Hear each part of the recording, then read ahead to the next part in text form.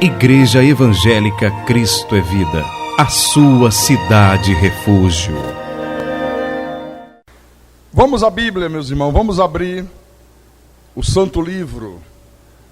No livro de Lucas, capítulo 10, versículo 38 em diante. E o tema da mensagem que o pastor traz à igreja nesta manhã de domingo é: o que é viver a vida? O que é viver a vida? É uma pergunta, né? Lucas, capítulo 10, versículo 38 em diante. Todos acharam?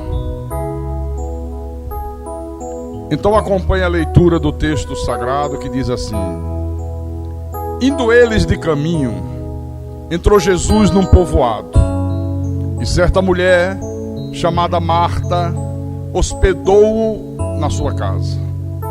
Tinha ela uma irmã chamada Maria, e esta quedava-se assentada aos pés do Senhor, a ouvir-lhe os ensinamentos. Marta agitava-se de um lado para outro, ocupada em muitos serviços. Então se aproximou de Jesus e disse: Senhor, não te importas de que minha irmã tenha deixado que eu fique a servir sozinha? Ordena-lhe, pois, que venha ajudar-me. E o Senhor respondeu: Marta, Marta, andas inquieta e te preocupas com muitas coisas. Entretanto, pouco é necessário, ou mesmo uma só coisa. Maria, pois, escolheu a boa parte, e esta não lhe será tirada. Então vamos orar para que o Espírito Santo nos faça entender o recado de Deus. Oremos ao nosso vida espiritual. Eu te peço em nome de Jesus, em nome do Senhor, e que todos que creem digam amém e amém. Diga graças a Deus. Bom, o que é viver a vida, hein? Eu lembro que desde a minha juventude, quando eu tinha na faixa dos meus 18 anos, eu sempre ouvia as pessoas dizerem assim: olha, o importante é você viver a vida. O importante é você viver a vida. Eu ouvia as pessoas dizerem assim: olha, tem que viver a vida, porque se você não viver a vida, amanhã você morre e você passou pela vida e não viveu. Quem já ouviu isso? Já ouviu as pessoas dizerem isso? Naquele tempo, eu já percebia que quando as pessoas diziam assim, tem que viver a vida, isso significava o quê? Você abandonar todos os valores, todos os limites, não havia limites. Quando elas diziam que tinha que viver a vida, elas estavam dizendo que era para você fazer tudo que desse vontade de fazer. Tudo que surgisse na ocasião, era você viver única e exclusivamente pelos seus instintos. Interessante, irmãos, é que ainda hoje a gente vê que as pessoas pensam exatamente da mesma maneira. Elas pensam exatamente da mesma forma. Elas acham que viver a vida é a pessoa beber, é a pessoa fumar, é a pessoa usar drogas, é a pessoa praticar sexo livre, é a pessoa se prostituir, é a pessoa viver nas noitadas, nos forróis, no samba. Bom, como a sociedade tem vivido. E quando uma pessoa vive esse tipo de vida de uma maneira muito intensa, bebe, fuma, né? Aquela pessoa que trabalha e fica aguardando chegar o final de semana, porque para ela viver é isso. Opa, chegou sexta-feira. Sexta-feira eu vou pro forró. Sexta-feira eu vou pro... Como é que chama lá? Que eu sempre esqueço o nome, negócio do boi. Vou pro clube do vaqueiro. Vou não sei para onde, né? E quando a pessoa vive esse tipo de vida, uma vida promíscua, uma vida sem conteúdo, chega uma hora, quando ela alcança uma idade madura, que ela diz assim: eu vivi a vida. Ou então aparece alguém que diz: olha, aquele ali viveu a vida, viu? Aquela ali soube viver. Olha, aproveitou tudo que tinha direito. Já ouviu esse tipo de comentário assim? Talvez na tua família, na minha família, talvez um vizinho teu. Então a pergunta é: como é que a pessoa sabe se viveu a vida ou se ela apenas passou pela vida e não viveu? Como é que a gente pode definir isso, hein? Como é que a gente pode saber, irmão Geraldo, se uma pessoa viveu a vida ou se ela apenas passou pela vida e não viveu? Como é que nós podemos saber realmente se nós estamos vivendo a vida, se nós vivemos a vida, ou se nós apenas estamos passando pela vida sem vivê-la? Como é que a gente sabe? Como é que você pode saber? Como é que nós podemos saber? Como é que eu posso saber que nós não estamos apenas sendo vítima de um mundo atormentado? E não só atormentado, Silvio, mas um mundo atormentador. Como é que eu posso saber que eu não estou sendo vítima de um mundo destruído, de um mundo destruidor? Como é que a gente sabe? Qual é o parâmetro que a gente pode usar? Como é que a gente pode avaliar a vida que nós estamos vivendo? Como é que você pode avaliar a vida que você está vivendo? Como é que eu posso avaliar a vida que eu estou vivendo? Eu estou vivendo a vida ou eu estou passando pela vida sem vivê-la? Então essa é a pergunta que não quer calar. O que é viver? Como é que a gente sabe que está vivendo o que é para viver? Como é que você sabe? Como é que eu sei? Eu li um depoimento, já faz algum tempo, de algo que aconteceu naquele fatídico 11 de setembro de 2001. Você deve estar lembrado, quando terroristas sequestraram aviões lá nos Estados Unidos e lançaram os aviões contra aquelas duas torres gêmeas. O mundo parou naquele dia. Foi um acontecimento trágico, foi uma coisa totalmente deplorável, mas eu li que naquele evento, quando o primeiro avião bateu numa das torres do World Trade Center, no andar de cima, que o avião bateu, havia um homem que estava lá no seu escritório de trabalho, ele tinha acabado de chegar para iniciar o dia, né? E quando esse homem ouviu o estrondo do avião se chocando, e eu imagino o barulho que deve ter sido aquilo. Um avião, um Boeing enorme, e se choca contra um prédio daquele, e entra como se fosse uma faca na manteiga, deve ter sido uma coisa pavorosa. Aí ele correu para a janela do seu escritório e olhou para baixo e viu o que estava acontecendo. Viu o avião encravado no prédio, viu as chamas tomando conta de tudo, e rapidamente ele percebeu que não ia conseguir escapar daquela situação. Ele logo percebeu: não vou escapar, vou morrer. A coisa é muito grave, as chamas estão tomando o prédio. E ele não tinha nem ideia ainda que aquele prédio ia desabar. Aí diz que esse homem correu para o computador, sentou no computador e começou a escrever um e-mail para o filho dele. Ele sentou lá e disse: filho querido, filho amado, como eu queria ver você crescer. Eu tinha muitos planos para você. Eu tinha muitos planos para nós dois.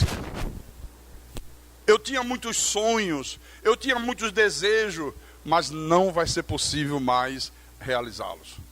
Aconteceu alguma coisa aqui no escritório do papai e eu não vou escapar desta. Eu não vou ter como escapar disso aqui. Por isso, eu estou me despedindo de você nesse e-mail. Eu estou esperando por você no céu. E mandou o e-mail. Eu pergunto para você nessa manhã: se você estivesse no lugar daquele homem, se você estivesse na mesma situação que ele estava, se você soubesse que você só tinha poucos minutos de vida, você sabendo que era humanamente impossível escapar daquela situação, daquela tragédia, como é que você terminaria esse e-mail? Como é que você concluiria um e-mail desse mandando para o seu filho? Porque aquele homem terminou dizendo: filho, eu estou indo, aguardo você no céu. Nos encontramos na glória de Deus. Então aquele homem morreu nos escombros do World Trade Center, porque logo em seguida os prédios desabou. Ele foi uma das vítimas fatais, e só se sabe dessa história por causa do e-mail que ele mandou para o filho. E eu fiquei pensando o seguinte: esse homem, ele poderia ter escrito um livro e colocado como título desse livro, Confesso que Vivi. Ele poderia ter escrito um livro assim: eu vivi a vida, eu confesso que vivi a vida. Por quê? Porque, irmãos amados, Igreja de Jesus Cristo, quando uma pessoa sabe que viveu, ela só sabe que viveu quando ela sabe para onde está indo, quando ela sabe qual é o seu destino. Uma pessoa sabe que realmente viveu a vida se a sua vida foi construída sobre um alicerce espiritual, se a sua vida foi construída sobre verdades eternas de Deus, então ela sabe que viveu a vida. Jesus falou sobre isso, não foi? Deixa eu mostrar para você. Mateus, capítulo 7. Acompanha aí na tua Bíblia. Versículo 24 e 25. O Senhor diz assim: todo aquele, pois, que ouve estas minhas palavras e as pratica, será comparado a um homem prudente que edificou a sua casa sobre a rocha. E caiu a chuva, transbordaram os rios, sopraram os ventos e deram com ímpeto contra aquela casa, que não caiu porque fora edificada sobre a rocha. Então vocês entenderam aqui? Quando uma pessoa edifica a sua vida sobre verdades espirituais, quando a vida dela está edificada sobre um alicerce sólido, e estas verdades espirituais você só encontra num lugar, aqui na palavra do nosso Deus. Então, aquele homem, ele sabia que havia vivido a vida, porque ele sabia que apesar da morte, e a morte estava iminente, ele sabia que não tinha como escapar da morte, ele sabia que era questão de minutos para que ele pudesse morrer, mas ele tinha certeza que ele continuaria vivendo. Ele tinha certeza: filho, estou indo, nos encontramos no céu. Olha, irmãos, e foi exatamente isso que Jesus disse para Marta, quando Marta se volta para ele reclamando, esbravejando, porque a irmã dela largou os afazeres domésticos e foi assentar-se aos pés de Jesus. Foi exatamente isso que Jesus quis transmitir para ela. Deixa eu voltar lá. Lucas capítulo 10, versículo 38. Vamos ler outra vez. Indo eles de caminho, entrou Jesus num povoado, e certa mulher chamada Marta hospedou na sua casa. Tinha ela uma irmã chamada Maria, e esta quedava-se assentada aos pés do Senhor, a ouvir-lhe os ensinamentos. Marta agitava-se de um lado para outro, ocupada em muitos serviços. Então se aproximou de Jesus e disse: Senhor, tu não te importas de que minha irmã tenha deixado que eu fique a servir sozinha? Ordena-lhe, pois, que venha ajudar-me. E Jesus respondeu: Marta, Marta, andas inquieta e te preocupas com muitas coisas. Entretanto, pouco é necessário, ou mesmo uma só coisa. Maria, pois, escolheu a boa parte, e esta não lhe será tirada. Olha que coisa interessante. Chega Jesus e seus discípulos e se hospedam na casa de Marta. Ora, para atender a tanta gente, irmão, é preciso muito trabalho. Atender o Senhor Jesus, um monte de discípulos, mais os convidados, que faziam parte da comitiva dele. Então, tinha que ter muito trabalho para hospedar essa gente aqui. Muitos afazeres. E lá estava Marta e sua irmã, cuidando de tudo. Marta e Maria começaram a trabalhar. Prepara as coisas, vamos para a cozinha, vamos preparar o almoço. Olha, é almoço para muita gente. São pessoas adultas, são pessoas que comem bastante, são pessoas que estão cansadas, são pessoas que vêm de uma longa jornada a pé, pelas estradas poeirentas de Israel. E começaram a trabalhar, muito trabalho, muito trabalho. Só que, De repente, no meio de todos esses afazeres, Maria simplesmente larga tudo e vai se sentar aos pés do Senhor Jesus e começa a prestar atenção nas palavras que Jesus estava dizendo. Ela começa a prestar atenção nos ensinamentos dele. É isso que o texto diz aqui. Maria estava lá trabalhando com Marta, ajudando a fazer comida, ajudando a fazer um baião de dois, uma carne de sol, ajudando a servir, preparar a hospedagem, limpa os quartos, olha, prepara uma toalha nova para colocar na mesa. Mas de repente, Jesus se senta na sala, Jesus começa a proferir ensinamentos, e ela, Maria, se dá conta, ela percebe, ela desperta, ela discerne, de que ouvir o que Jesus estava falando, de que ouvir a palavra de Deus era muito mais importante do que tudo aquilo que ela estava fazendo. Olha que discernimento essa mulher aqui teve. E ela simplesmente parou tudo o que estava fazendo. Largou as bandejas, largou os pratos, saiu da cozinha, deixou a comida lá no fogo e se sentou aos pés de Jesus e foi desfrutar dos ensinamentos dele. Quer dizer, Maria se deu conta de que aquilo era uma coisa extraordinária.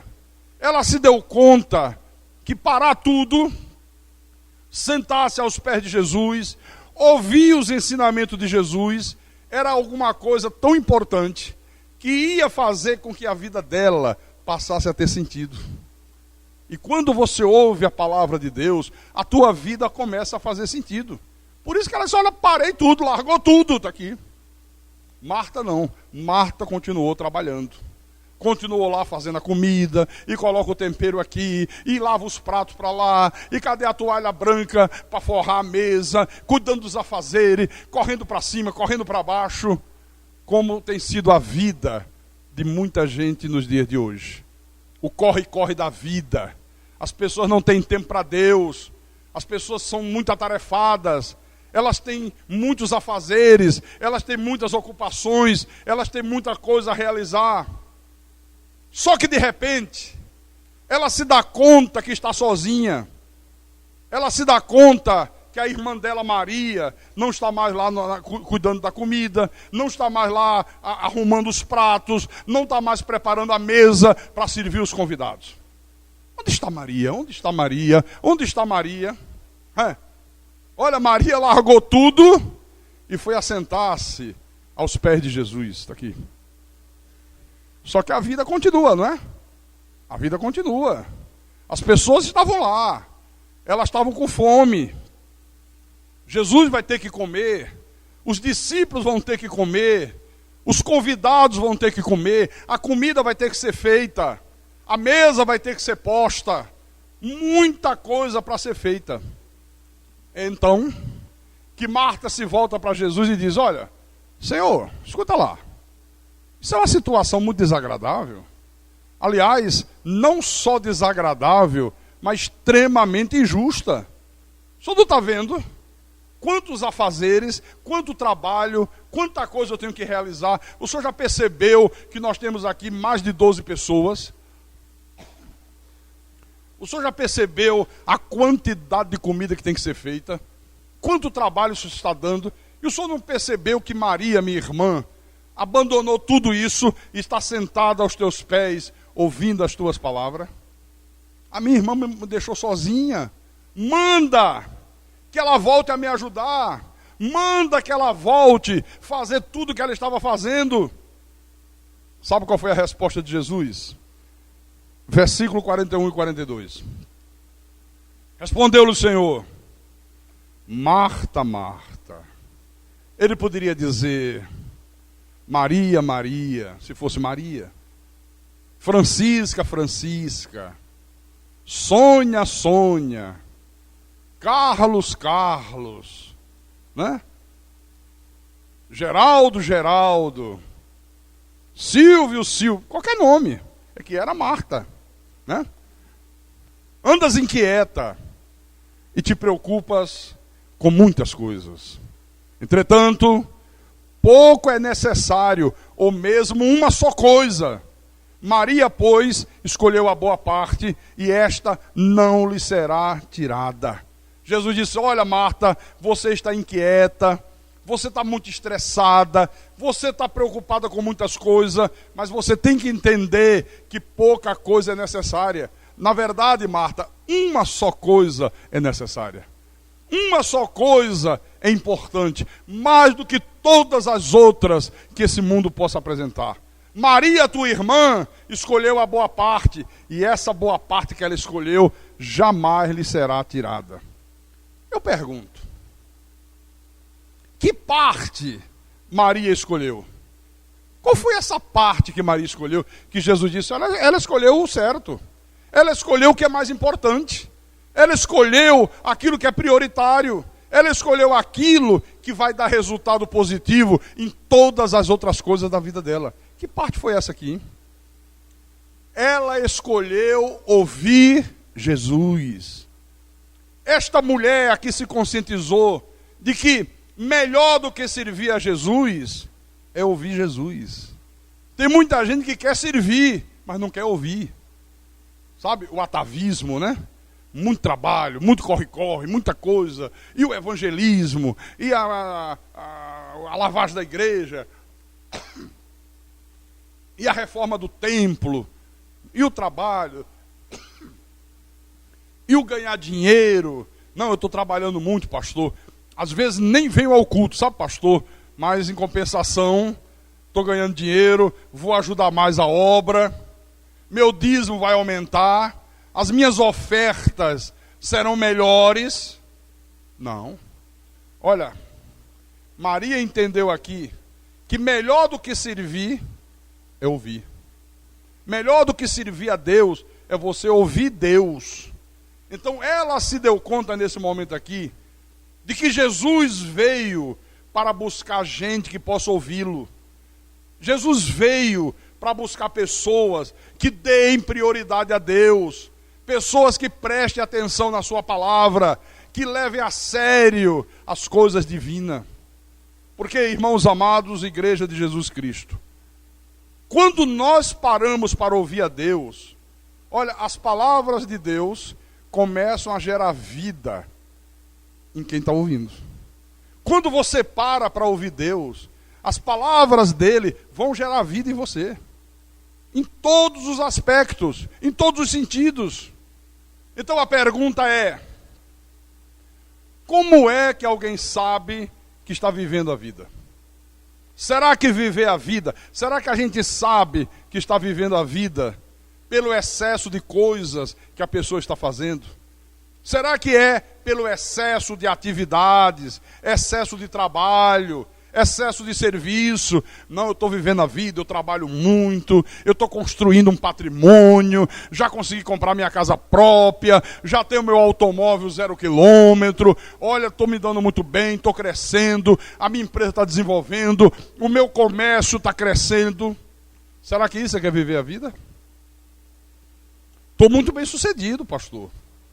Eu trabalho que sou um condenado, viu? De sol a sol. Mas estou vivendo a vida. Estou tendo êxito. Bom, nesse episódio aqui, Jesus está nos dizendo que uma pessoa, ela passa realmente a viver a vida a partir daquilo que ela aprende a ouvir de Deus. Jesus está dizendo, não, uma pessoa vive a vida quando ela passa a desenvolver qualquer atividade a partir daquilo que ela ouve da parte de Deus, a partir dos ensinamentos divinos. Porque é aprendendo a ouvir Deus que você aprende o verdadeiro significado da vida. Só quando você ouve a palavra, só quando você ouve a voz do Espírito Santo, só quando você ouve a verdade divina, é que você passa a descobrir qual é o verdadeiro significado da tua vida. Então aqui Jesus está dizendo que só pode dizer que viveu a vida quem soube construir uma estrada. Só pode dizer que viveu a vida aquela pessoa que sabe para onde ela deve ir. Como aquele homem lá do outro Trade Center. Olha, não vou escapar, vou morrer. Eu já vi que a situação é grave. Pelo que eu estou vendo aqui, eu só tenho poucos minutos de vida. Correu para o computador, escreveu um e-mail para o filho e termina dizendo: filho, estou indo.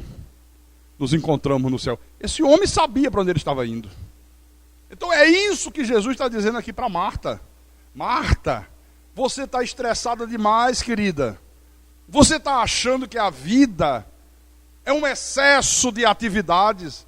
Você está achando, Marta, que o que dá sentido à vida é a pessoa ter uma agenda superlotada, é esse corre-corre frenético de um lado para o outro, como as pessoas têm vivido também hoje. Jesus está dizendo: olha, Marta, preste atenção. Deus está na tua casa e você não está ouvindo o que Deus está falando. Você não está percebendo. Deus está na tua casa, Marta, e as palavras dele não têm chegado até você. As palavras dele não chegam aos teus ouvidos, não chegam ao teu coração. Marta, Deus está na tua casa e tudo que você está fazendo é o que você sempre fez. Não mudou nada na tua rotina. Não mudou nada na tua maneira de viver. Não mudou nada no teu procedimento. Você continua procedendo da mesma maneira que você sempre procedeu. Marta, vai chegar um momento que Deus vai se levantar e vai embora. Ele vai se levantar e vai deixar você sozinha. E talvez amanhã você diga para o teu vizinho assim: olha, Deus esteve na minha casa. É mesmo? O vizinho vai dizer: e aí, como é que foi? Deus esteve na tua casa mesmo? Teve. E a única coisa que você vai poder dizer, Marta, é: olha, como é que foi? Eu estava ocupada demais para ver. Eu estava ocupada demais com as coisas da casa. Eu estava ocupada demais com a cozinha. Eu estava ocupada demais com os afazeres. Eu estava ocupada demais com o serviço. Será que muitos de nós não estão vivendo assim? Sem tempo para Deus, uma vida estressada, um corre-corre sem fim. Deus não é prioridade, o culto da igreja não é prioridade. Como eu tenho visto isso acontecer? Não, eu não vou para o culto, porque hoje vai ter isso. Não porque o meu trabalho exige isso. Não porque a minha empresa é assim. Não porque vai acontecer um evento assim. Essa é a mensagem que Jesus está mostrando aqui. Ó. Será que isso que Deus está falando não está falando com muitos de vocês nessa manhã? Pense e medite nisso aqui. O que é viver, hein? O que é viver? É ficar ocupado demais com as coisas da casa, com as coisas da cozinha, com as coisas da empresa. É ficar ocupado demais em ganhar dinheiro. É ficar ocupado demais em dar atenção aos amigos, aos vizinhos, à família. Ou é parar e ouvir o que Deus tem a dizer. Ou é você parar e ouvir o que esse Deus que veio fazer morada na tua casa, na tua vida, para sempre, tem a falar contigo. E a partir daí, você começar a construir a tua vida. E a partir daí, você traçar caminhos, você elaborar planos, você visualizar sonhos, a partir daquilo que Deus tem a falar contigo. Como Ele está falando nessa manhã. Então, Maria escolheu a boa parte. Que boa parte? A comunhão com Deus, o aprender de Deus, o dar prioridade aos cultos, o cuidar do desenvolvimento da vida espiritual, o adorar a Deus. Ela escolheu a boa parte. Todos vocês têm dado prioridade a Deus? Deus é prioridade? O culto a Deus é prioridade na tua vida? Todos vocês estiveram aqui quarta-feira à noite? Pastor, eu estudo. Um jovem perguntou assim para mim: pastor, eu estudo, eu sinto tanta vontade de estar na igreja quarta-feira à noite. O que o senhor acha? Eu fico no colégio ou venho para a igreja? Puxa vida, nunca ninguém tinha me perguntado isso. Sabe o que é que eu respondi para ele? Venha para a igreja. Por quê, pastor? Quantas pessoas você conhece que estudam, mas também trabalham em turnos, e quando chega na semana, que ela fica num turno que é exatamente no horário do colégio, ela falta o colégio. Olha, puxa vida, eu tenho que trabalhar mais, eu tenho que estudar mais, porque tem semana que eu falto a aula. Eu sou colocado numa escala, e a escala coincide com o meu trabalho, com o meu horário de estudo, mas aí eu estudo do final de semana, eu pego a matéria com o colega, sabe, eu dou uma estudada a mais, e tenho conseguido levar tudo a contento. Quantas pessoas nós conhecemos que fazem isso? Está aí o Érigles. O Érigles está congregando nessa igreja, ele se converteu aqui nessa igreja, quase há 9 anos, foi um dos primeiros que chegou aqui. Esse rapaz está se formando em engenharia, ele já trabalha como engenheiro, ele é um dos principais engenheiros da Serrolim, uma das maiores construtoras aqui do Ceará e do Nordeste. Esse rapaz, toda quarta-feira ele falta à faculdade dele. É assim ou não é assim, Érico? Falta ou não falta? Ou quarta-feira não tem aula lá? Tem, né? Vocês já perceberam que toda quarta ele está aqui? É o ministro de louvor da igreja. Pastor, e se ele faltar? Se ele faltar ao culto? Tem tanta gente aqui para ministrar louvor. Tem as meninas, né? Tem o Márcio, quando o Márcio está aqui comigo. Poderia haver o culto, o louvor sem ele. Não é pela necessidade da igreja, não. É pelo sentimento de dar prioridade a Deus. É isso? Ou não é isso? Está aqui, ó. Prioridade ao culto. Foi o que Maria fez. Espera aí. Deixa lá o baião de 2 no fogo. Não quero nem saber se vai queimar. Mas Maria, a carne de sol ainda tem que preparar o tempero. Tem que botar de molho para tirar um pouco do sal. O Senhor não pode comer carne de sol salgada. Não, olha, a prioridade é ouvir Ele. Vou parar. Vou me assentar aos pés dEle. Largou tudo. Você larga tudo e vem para a igreja no dia de culto? Eu fico pasmo quando eu vejo pessoas que são patrão. Que às vezes você é empregado, você depende do patrão. Às vezes o patrão não quer abrir mão, não quer deixar você sair cedo. Às vezes quer até exigir que a pessoa faça hora extra. Não, mas hoje eu não posso, é meu culto. Não, mas eu preciso. Fica fazendo uma pressão danada. Mas às vezes eu vejo pessoas que não são empregadas, são patrão. São donas do seu negócio. Elas determinam que hora trabalha, que hora não trabalha. Se quiser parar agora, para. Se quiser de tarde para casa dormir a tarde inteira, dorme. Mas quando se trata do culto a Deus, diz, não, mas olha, não vai dar. Não vai dar. Aqui, ó. O interessante é que quando Marta se dirigiu a Jesus, Senhor, o Senhor não está vendo? O Senhor não se preocupa de ver uma situação dessa? Uma situação constrangedora, uma situação injusta. A minha irmã abandonou os afazeres, a minha irmã me deixou sozinha fazendo tudo, eu estou na cozinha igual uma louca, eu estou lá para cuidar de tudo, eu tenho que fazer comida, eu tenho que preparar a mesa, eu tenho que forrar a toalha, eu tenho que lavar os pratos, eu tenho que servir a todo mundo. Ordena. Essa Marta era meio abusada, né, rapaz? Ordena, olha, dando ordem, dizendo o que é que Jesus tem que fazer. Ordena que ela volte a fazer o que ela estava fazendo.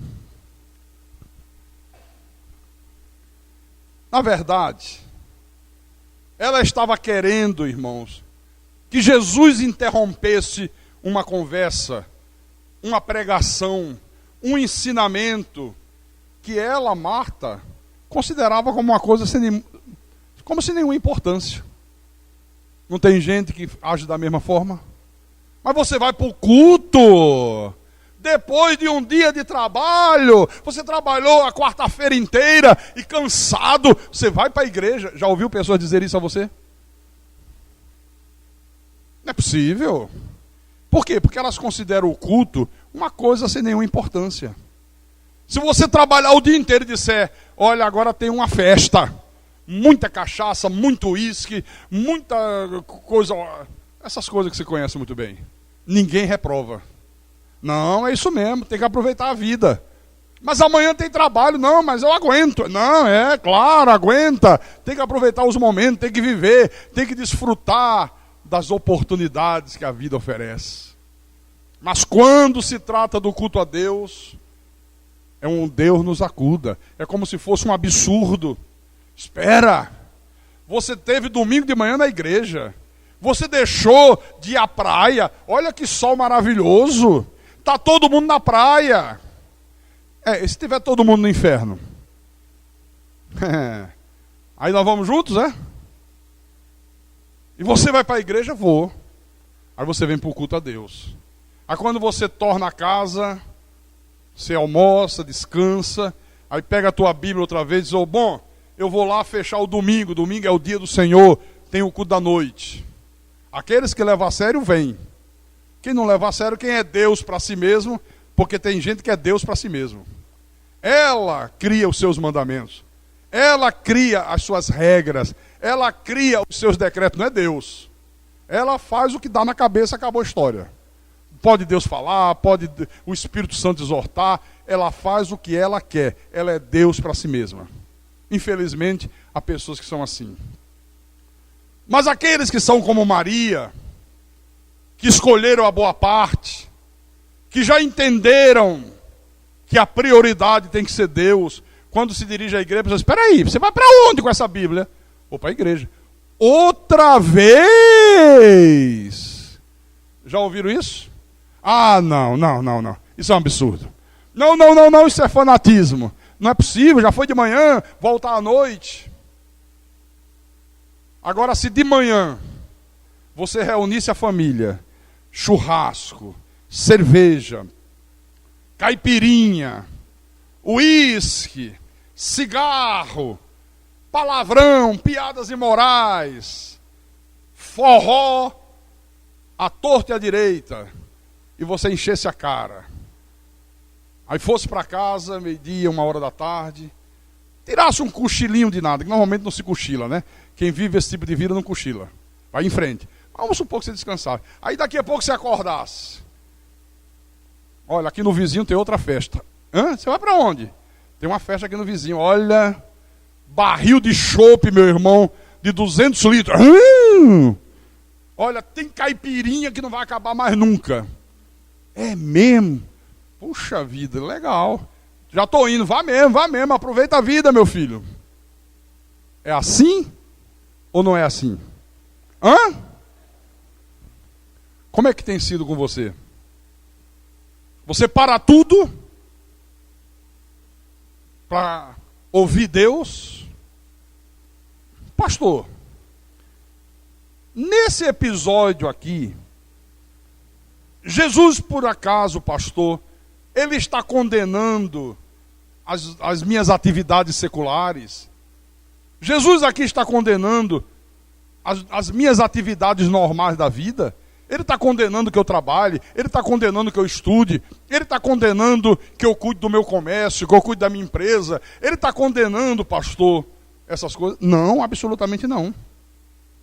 Aqui, Jesus está condenando toda e qualquer atividade que ocupe o lugar do culto a Deus.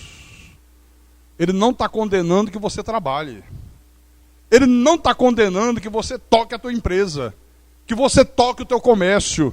Ele não está condenando que você cuide dos afazeres da tua casa, que você faça uma boa comida, que você deixe tudo limpo.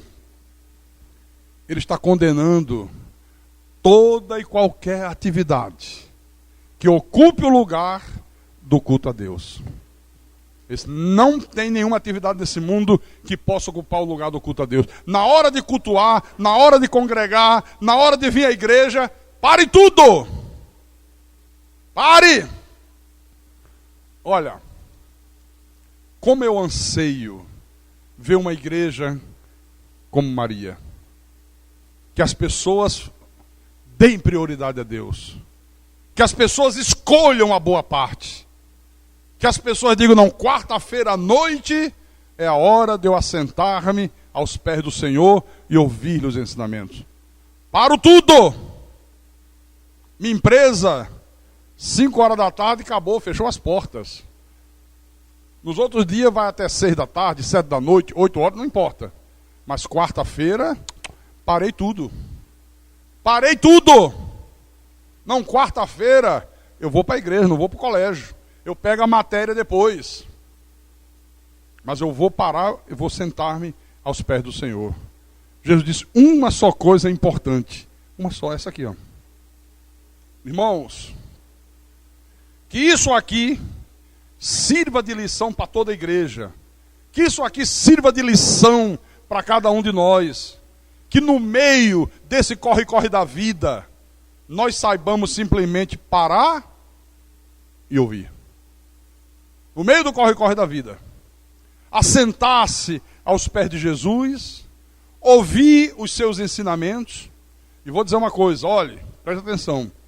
Nós só podemos ouvir Deus se nós pararmos. Uma pessoa que não tem a capacidade de parar para ouvir, passa pela vida e não viveu. Está enganando a si mesma. Pode estar dentro de uma igreja, pode fazer parte de um movimento religioso, pode ter Bíblia, pode usar saudações religiosas, mas está passando pela vida e não viveu. O Senhor Jesus Cristo, Ele está buscando pessoas que parem. Ele está buscando pessoas que deem importância a ouvi-lo.